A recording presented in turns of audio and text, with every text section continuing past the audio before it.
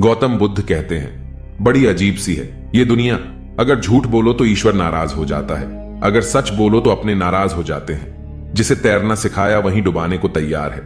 गुस्से में कभी गलत मत बोलना, गुस्सा तो चला जाता है पर बोली हुए बातें वापस नहीं आती। जितनी बुरी परिस्थितियां जीवन में आती हैं उससे कहीं ज्यादा आपको मजबूत बनाती है। गौतम बुद्ध की एक प्रचलित कथा के अनुसार एक दिन सुबह सुबह सभी शिष्य बुद्ध के प्रवचन सुनने के लिए एक साथ बैठे हुए थे। कुछ देर बाद बुद्ध अपने साथ एक रस्सी लेकर आए। तथागत के हाथ में रस्सी देखकर सभी शिष्यों को हैरानी हुई।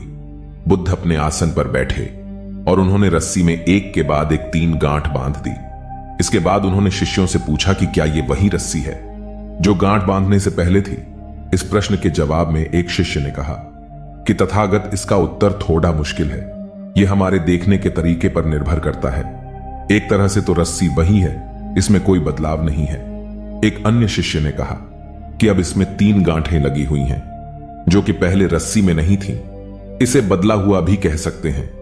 कुछ शिष्यों ने कहा कि वास्तव में मूल रूप से रस्सी वही है लेकिन बदली हुई दिख रही है, लेकिन इसका मूल स्वरूप बदला नहीं है।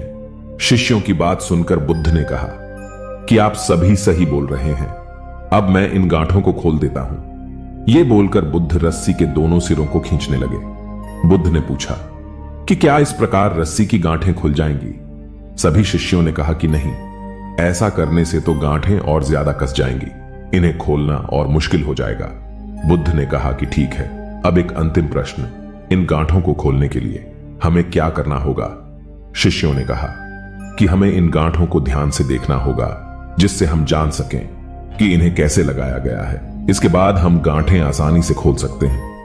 बुद्ध इस जवाब से संतुष्ट हो गए और उन्होंने कहा कि यह सही बात है। हम बुरी परेशानियों में फंसे रहते हैं और बिना कारण जाने ही उनका हल खोजने लगते हैं, जबकि हमें पहले समस्याओं के मूल को समझना चाहिए। जब समस्याओं की वजह समझ आ जाएगी तो उन्हें सुलझाना बहुत ही आसान हो सकता है। तो दोस्तों, इस बुद्ध कहानी में बस इतना ही। मिलते हैं अगले वीडियो में।